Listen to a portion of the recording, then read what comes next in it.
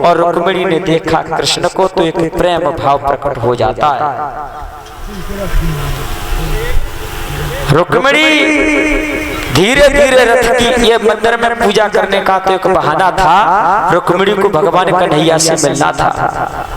भगवान कन्हैया ने देखा इनमें से रुक्मिणी कौन सी है, और रुक्मिणी ने भी सोचा कि भगवान कन्हैया हमें पहचानेंगे कैसे, कौन सी रुक्मिणी है। जैसी रुक्मिणी थी वैसे ही सारी सखियां थी। दूसरा भाव और है, जैसी रुक्मिणी थी वैसी सभी सखियां, यानी भगवान की नजर में सारी दुनिया की सृष्टि एक जैसी है। कोई ना बड़ा है और ना छोटा है, ना नर है और ना नारी है। आत्मा सो परमात्मा, आत्मा का कोई लिंग भेद नहीं होता। भगवान कन्हैया उन रुक्मिणी की सखियों को भी रुक्मिणी से कम नहीं समझ रहे हैं। जितनी प्रिय हमें रुक्मिणी है और उतना ही प्रिय ये सभी सखियां हैं, क्योंकि सखियों ने भी रुक्मिणी और कृष्ण की शादी कराने में हाथ बटाया था। भगवान के लिए सभी जीव एक जैसे हैं, कर्म अपना अपना अलग है, जो जैसा करता है वो वैसा भरता है। आज रुक्मिणी और रुक्मिणी की सखियों में भगवान कोई भेद नहीं समझ रहे हैं, और रुक्मिणी ने सोचा कि कन्हैया मुझे पहचानेंगे कैसे, घट घट वासी परमात्मा सब कुछ जानते हैं। रुक्मिणी ने बताया कि ओरी बहना, इशारा सब कन्हैया की तरफ था। देख वो पूर्व की दिशा और अश्वस्थामा की फौज पड़ी है, और सुश्रवा की, भूलश्रवा की, दंत वक्र की, तमाम हाथी के हाथी खड़े हैं। आज रुक्मिणी बता रही है 2,18,700 मिलाकर के एक अक्षौणी सेना बनती है।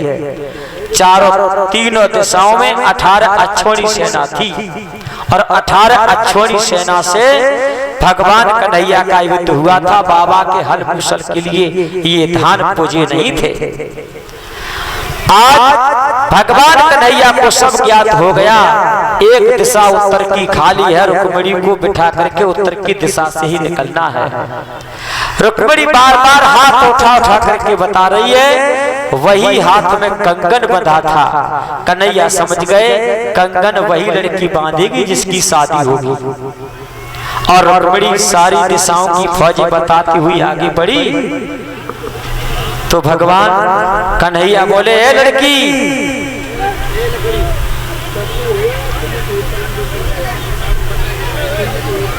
तुम यहाँ कहाँ से आई हो, क्यों खड़ी हो? रुक्मिणी कान लगी, तुम कौन हो? दोनों की कन्हैया की रुक्मिणी की बातें होने लगी। आप रहते कहाँ हो? यहाँ पर देवी का मंदिर है, हम सभी लड़कियां पूजा करने के लिए आई, और तुम अकेले परदेसी यहाँ पर क्यों खड़े हो? कहाँ रहते हो? कन्हैया बोले, हम तो हर जगह रहते हैं। इस बात को संग की सहेलियां नहीं समझ पा रही। कन्हैया कह रहे हैं हर जगह रहते, यानी घट घट वासी भगवान हैं, वो हर जगह पर व्याप्त हैं। भक्तों, दूसरी लड़की बोली, ये 151 रुपए का हार, ये हिमांशु टिंकू यादव ड्राइवर के पुत्र हैं, और चौधरी श्री अशोक कुमार जी के नाती। ये नोटों के हार से सम्मान किया है। भगवान मुरली मनोहर कन्हैया से हमेशा के लिए यही कहेंगे, प्रभु ऐसे भक्तों को इस गांव मुबारकपुर में ही नहीं, इस धरती पर हर एक गांव शहर नगर में ऐसी भावनाएं प्रकट कर दें, ताकि अपनों से बड़ों का सम्मान यूं ही करते चले जाएं, और हमारे बुजुर्ग, हमारे बड़े बूढ़े कहीं मथुरा वृंदावन के वृद्धाश्रम में नहीं छोड़े जाएं। आज का वर्तमान समय इतना विलक्षण हो गया है, परिवार का बंटवारा होता है, जमीन बट जाती है, मकान बट जाते हैं, कोठे बट जाते हैं। अब तो बंटवारा माता पिताओं का भी होने लगा। पिता रहता है बड़े लड़का के पास, माँ रहती है छोटे लड़का के पास। पति पत्नी का संबंध भी आज की वर्तमान युग में खत्म कर दिया। अगर बुढ़ऊ और बुढ़िया दोनों इकट्ठे कहूँ बतलाए ले तो बड़े लड़का में छोटे लड़का में लठ चलेगा कि तेरो डुकरा में डुकरिया से क्यों बोलो। परिचित महाराज समझ में आ रही है? परिचित महाराज बड़े है जाओ, बड़े है जाओ, बड़े जब परियां सीधी कर लो दर्द होने लगो खड़े है जाए। हमसे अकेले में कहता है कि तू मेरी बेइज्जती बहुत करता है। देख लो आराम मिलो ना मिलो, ऊपर हाथ उठाओगे जितने ऊंचे उठाओगे उतने ही ऊंचे भगवान जल्दी उठा लोगे बाएं पकड़ के। भगवान बाएं पकड़ के ऊंचे हाथ जाए से उठाए जाता है कि भगवान को जल्दी उठाए। और तुम जल्दी तो उठोगे, आज अंतिम दिन है तुम्हारा। कर लो पहलवानी खूब, आज परिचित मोक्ष होना। खड़े रहो खड़े रहो ना, हम बताए देंगे तभी बैठ जाइए, है ना। बंटवारा परिवार में होता है, जर जमीन रुपया पैसा खटिया पिड़िया बेड बक्सा अलमारी सबको बंटवारो, गैया भैंसिया बकरिया। अब बंटवारो हो लगो पति पत्नी को। दो लड़का है तो बड़ा लड़का कहता है अम्मा हमारी तरफ रहेगी, और बाप थोड़ा झगड़ालू हो तो अब छोटा लड़का कहता है पिताजी को मेरी तरफ करते हो। और बड़ो लड़का रात को पूछे तो अम्मा तो पर कछु है दबो गड़ो, है ना। और एक लड़का पूछता है पिता को पिताजी तुम ऐसे करो सवरी जमीन मेरे नाम करते हो तब देखूंगा जा सारे को। छोटे को अम्मा के नाम तो कछु है ही ना। बड़ो लड़का अपने घमंड में और छोटा लड़का अपने घमंड में। छोटा वाला ये सोच लेता है कि मैं तो माँ की सेवा करूंगा निस्वार्थ, ना जमीन की मत चिंता ना खजाने की भक्तों। जिसके हिस्से में माँ आती है वो माँ वैकुंठ से मिलाती है, परमपिता परमात्मा से मिलाती है। और जिसके हिस्से में पिता आता है तो पिता की जमीन सब बेटा को मिलने की बजाय उसके अंदर अहंकार खड़ा कर देती है कि सबरी जमीन तो बाप की नाम है। और लड़का आगे पीछे बहुत पाठ पढ़ाता है कि जमीन ज्यादा ना, एक हिस्सा ज्यादा यानी 1 बीघा ज्यादा मेरे हिस्सा में नाम कर दो ताकि मेरा नाम है जाए कि बाप को पास रखे हुए को फायदा मैंने जी उठाओ। और छोटा लड़का ये कहता है कि मेरी माँ है हमारे। अब मुझे ध्यान आ गया रामदत्त रेलवे में हमारे परिवार में रामदत्त की तरफ उन्होंने अपने हिस्से में अपनी माँ को रखा था। उन्हीं के यहाँ पर उनका अंतिम संस्कार हुआ, है ना। वैसे सक्षम सभी लड़के हैं, सभी के पास पैसा है, लेकिन रामदत्त ने सेवा करने के लिए अपनी माँ को अपने पास रखा था। हरि सिंह बैठे हो तो बुराई मत मानियो, ठीक है ना। सेवा करना बड़े बूढ़ों की हमारा धर्म बनता है। बैठ जाओ। तो माँ हिस्से में आ गई तो समझ लो जगत जननी शक्ति माँ हिस्से में आ गई। युवराज सिंह जी की ओर से ये विवेक के सुपुत्र हैं युवराज सिंह, और परमात्मा इनको युवराज बना करके ही रखे। चाहे यहाँ का हो चाहे वहाँ का हो, हमेशा ये जहाँ भी रहे राजा बन करके रहे।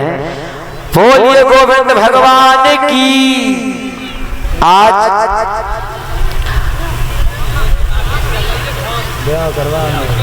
अच्छा अब माला आप लोगों के पास है। भगवान कन्हैया से रुक्मिणी ने कहा कि आप हर जगह तो रहते हो, दूसरी लड़की बोली बहना ये रुक्मिणी करे का रही है, परदेसी से बातें कर चली जावती है। वो भी बात करने लगी कि तुम हो कौन, ऐसे बातें करती हो, हम लड़कियां यहाँ पूजा करने के लिए आई हैं। तो रुक्मिणी बोली चुप रहे, बात हमसे है रही है, तू क्यों बीच में बोल रही है। तीसरी समझ गई जरूर ताल में काल हो, इनकी दोनों की पहले की सल है। वो भैया सग की सहेलियां सब चुप रह गई।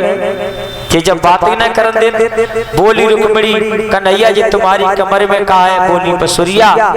कन्हैया बोले बसुरिया, तो जो बसुरिया बजाए ले बताओ कि और का दिखाई वे किताई है तो कि बजाए दो। कन्हैया बोले हम बजाएंगे बसुरिया, तो जो चारों तरफ दुश्मन खड़े हैं जे तो डारेंगे बसुरिया, तो फिर हमको दिखाई दो, बजाओगे हते ना तो अपनी बसुरिया दिखाई दो। भगवान कन्हैया ने बताई मेरी बसुरिया बड़ी अच्छी है, ये बसुरिया सारे संसार को मोह लेती है। कहा कि चलो कोई बात नहीं है, मेरी ये बसुरिया अरबों खरबों की है, नहीं मानती हो तो देख लो।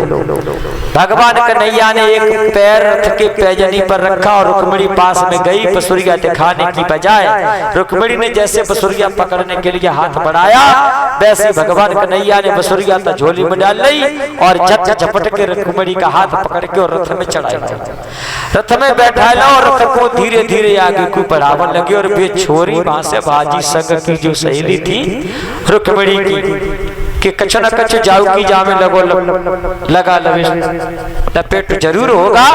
ये रुक्मिणी तो साध के रथ में बैठी।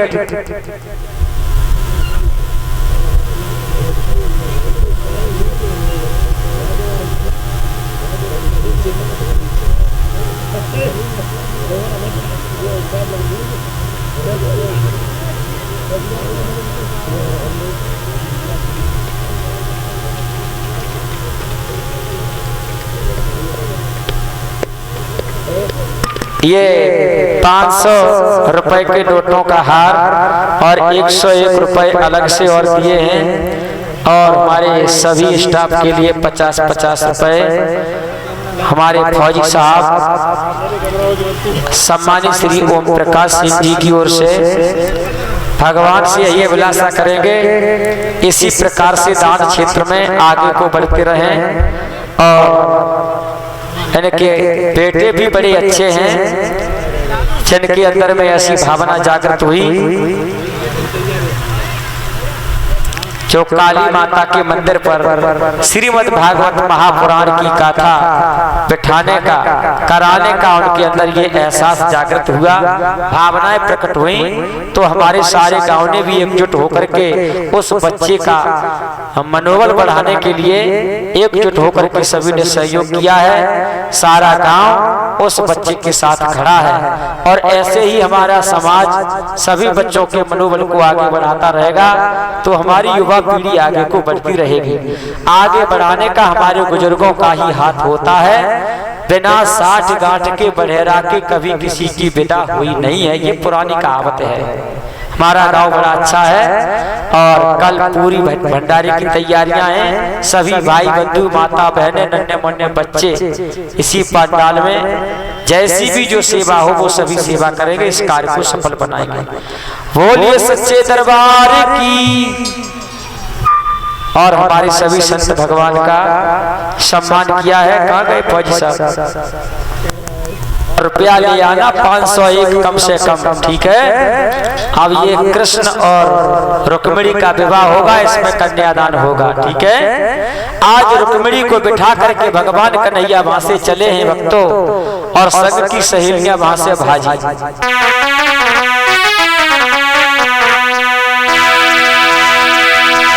अरे भाजी बिटरिया है मंदिर सजई महलन की सीखलिया, और राजा भीष्म के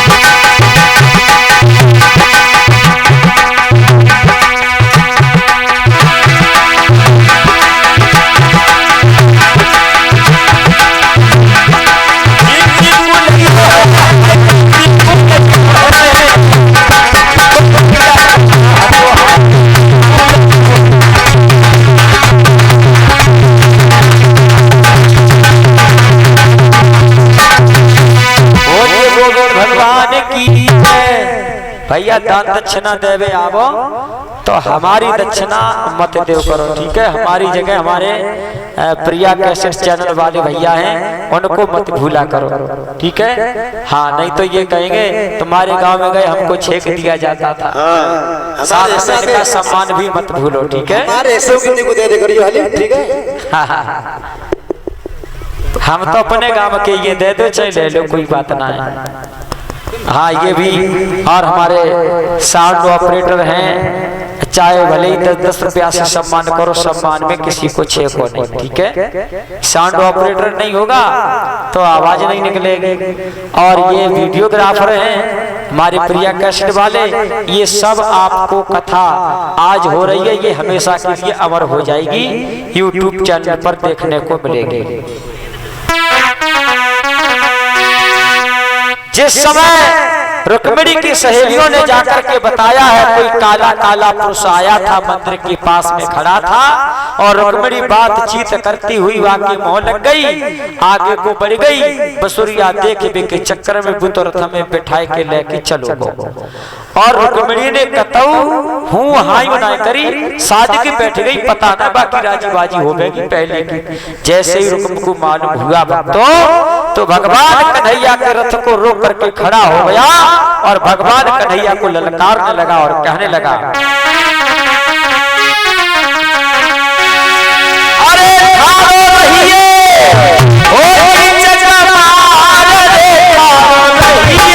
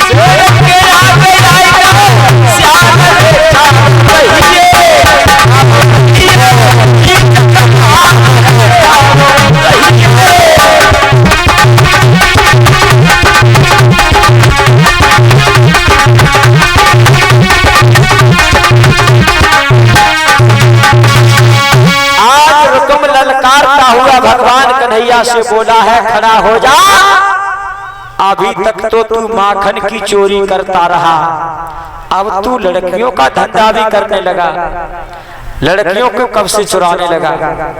आज भक्तों अपने फौज के सिपाहियों को आदेश दे दिया है, पकड़ लो इसको साले को।